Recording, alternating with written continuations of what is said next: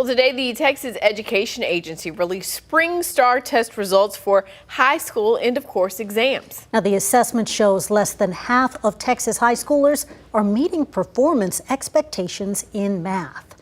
For more than a decade, the state has relied mostly on STAAR test results to grade school districts and individual campuses. Now, just this year, state lawmakers in the House of Representatives tried to get rid of the STAAR test, but those efforts fell short in the last days of the legislative session. KVUE's Daniel Perot is here to tell us more about the results and that effort to change the test. Daniel.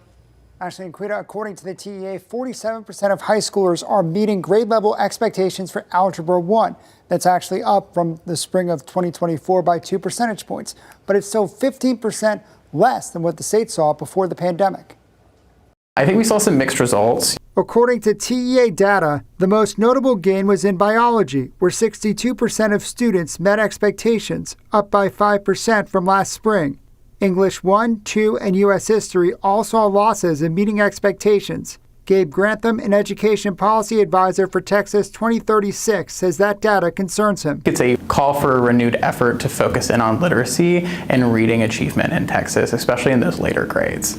In Austin ISD, students gained in Algebra 1 and biology, but declined in English and held steady in history. This decline means that we're leaving more and more kids behind in terms of grade level proficiency, so the state has to take a proactive approach going into the next few years. And results show notable gaps among economically disadvantaged and minority students. In Algebra 1, 26% of Hispanic students and 17% of Black students met grade level expectations, well behind the 41% and 35% statewide. Until we are able to close those gaps, we're going to continue to see a lack of opportunity for certain students across the state along lines of income and race.